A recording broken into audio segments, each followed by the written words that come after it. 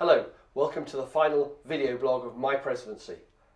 My term started on the 9th of July with three main aims: to support, to promote and to represent solicitors by protecting fairness and highlighting the importance of access to justice, by championing the role of the profession in protecting the rule of law, and by increasing communication and understanding between members, the public and the Law Society.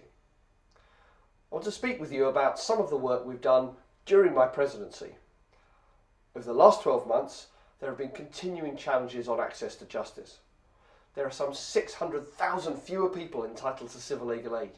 Court and tribunal fees have been increased by up to 600%. Over 86 courts and tribunals will close in the next few months. There's been an extended debacle over criminal defence contract tendering. To address these issues, I gave oral evidence before the Justice Select Committee as part of its inquiry on court and tribunal fees. The Society engaged with ministers and the chairs of the Justice Select Committee and the Public Accounts Committee, expressing concerns on the criminal legal aid tender process and called for an independent review. Following the government's decision to close the 86 courts and tribunals, I gave 10 interviews on BBC Local Radio explaining the situation and promoting our campaigner pack. And as a result of that work, the Justice Select Committee, in its recent report on fees, agreed that access to justice must prevail over generating revenue when the government is setting courts and tribunal fees. A number of our recommendations have been adopted. The Lord Chancellor suspended the criminal courts charge and announced the abandonment of the two-tier criminal legal aid tender. Legal aid for victims of domestic violence has been reinstated thanks to the successful challenge in the Court of Appeal brought by the Public Law Project on behalf of rights of women, a challenge made possible with the financial support of the Law Society. Framing the debate around technological innovation as a driver for change has been a significant priority through my presidential year, helping to position the Society as a thought leader in this field.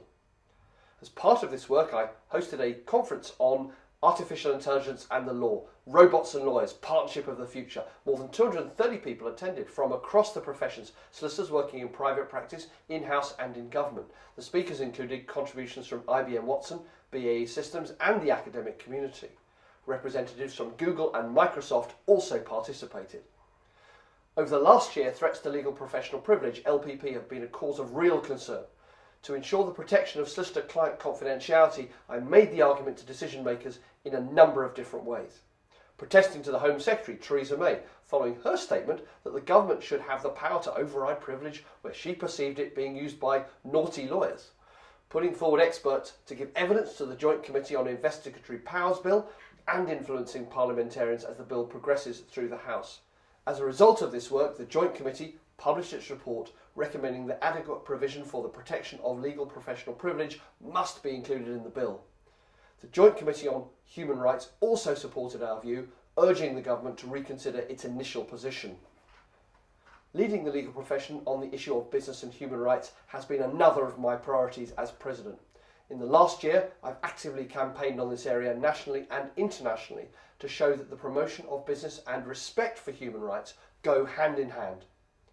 As a result of this work, I made the case to a grouping of law societies and bar associations in the Far East, Law Asia, persuading them to sign up to an accord on business and human rights, embedding the United Nations guiding principles in all their membership organisations.